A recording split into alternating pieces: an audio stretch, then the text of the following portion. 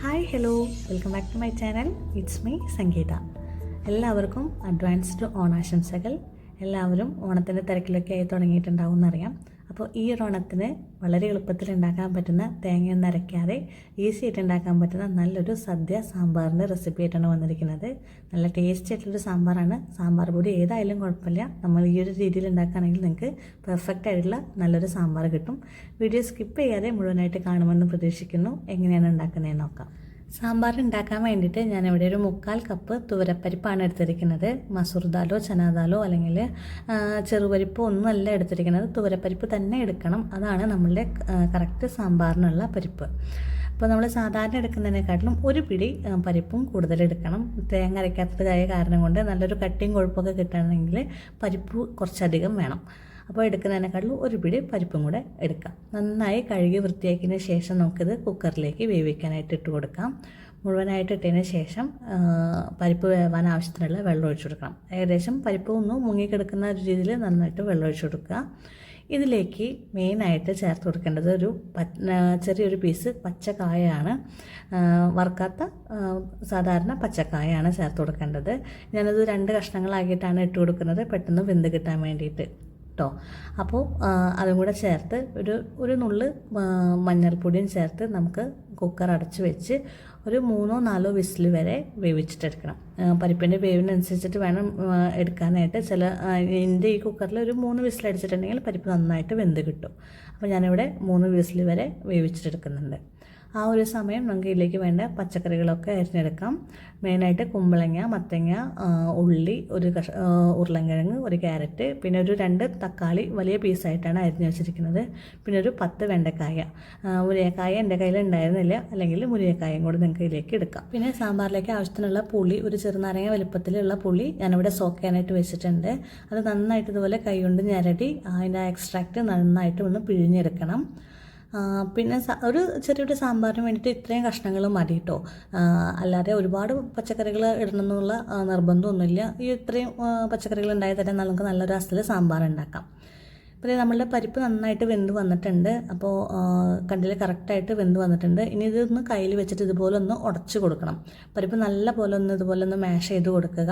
ആ പരിപ്പ് അങ്ങനെയായിട്ട് തന്നെ കിടക്കരുത്. ഇതിലേക്ക് വെള്ളം ഒഴിക്കുന്നതിനെക്കാട്ടിലും മുന്നായിട്ട് തന്നെ ഇതുപോലെ ഒന്ന് നന്നായിട്ടൊന്ന് ഇതുപോലെ ഉടച്ച് കൊടുക്കണം കേട്ടോ. എങ്കിലേ ആ പരിപ്പ് നല്ലൊരു നമുക്ക് ഗ്രേവിക്ക് നല്ലൊരു കട്ടിയൊക്കെ കിട്ടുള്ളൂ.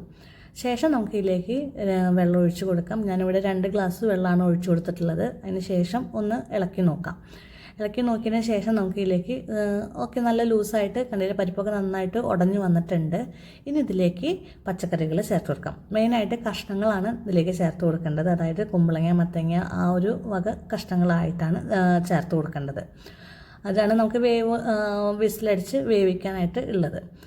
അപ്പോൾ എനിക്കിതിൽ കുറച്ച് വെള്ളം കുറവുള്ള പോലെ തോന്നി. അപ്പോൾ ഞാനൊരു 1/2 ഗ്ലാസ് വെള്ളം കൂടി ഞാനിതിലേക്ക് ആഡ് ചെയ്യുന്നുണ്ട്. നിങ്ങൾക്ക് ആവശ്യമുണ്ടെങ്കിൽ മാത്രം ചേർത്താൽ മതി കേട്ടോ. വെള്ളത്തിൻ്റെ അളവ് നമ്മളുടെ ആവശ്യത്തിനനുസരിച്ച് ചേർത്ത് കൊടുക്കാം. ഇനി ഇതിലേക്ക് കഷ്ണങ്ങൾക്ക് ആവശ്യമുള്ള ഉപ്പ് ആഡ് ചെയ്ത് കൊടുക്കാം. നമ്മൾ പരിപ്പ് വേവിക്കുമ്പോൾ ഉപ്പ് ആഡ് ചെയ്യരുത്, കാരണം പരിപ്പ് ചിലപ്പോൾ വേവില്ല, അത് കാരണം കൊണ്ടാണ്. അപ്പോൾ ഈ ഒരു സമയത്ത് നമുക്ക് ഉപ്പ് ചേർത്ത് കൊടുക്കാം. പിന്നെ ഒരു 2 പച്ചമുളക് ഒന്ന് നെടുകെ പിളർന്നിട്ട് അതും കൂടെ ഒന്ന് ഇട്ട് കൊടുക്കാം. ഒരു തണ്ട് കറിവേപ്പില ഇതുപോലെ ഒന്ന് ഊരിയിട്ട് കൊടുക്കുക.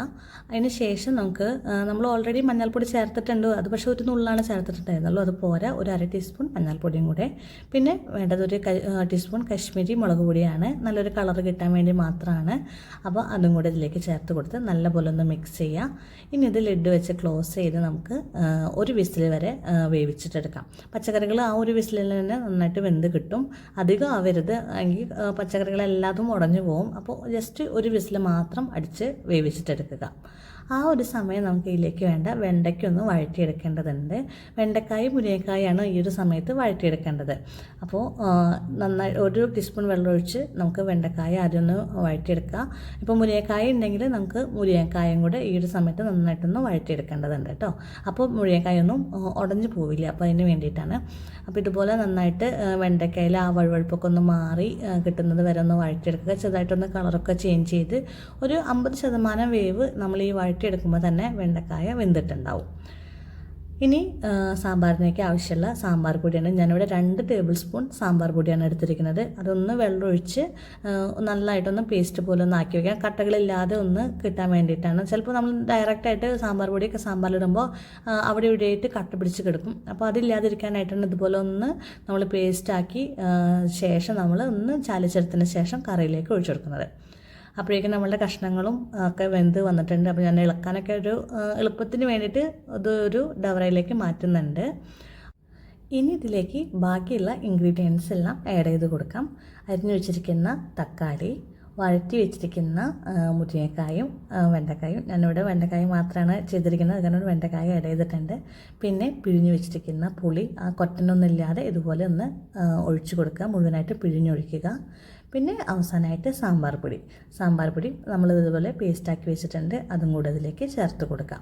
ആ പാത്രത്തിൽ കുറച്ചും കൂടെ അതിൻ്റെ അംശം ബാക്കി ഉണ്ടാവും. അപ്പോൾ അതിലേക്ക് കുറച്ച് വെള്ളം ഒഴിച്ചിട്ട് ഞാൻ അതും കൂടെ നന്നായിട്ടൊന്ന് കലക്കി ഒഴിച്ച് കൊടുക്കുന്നുണ്ട്.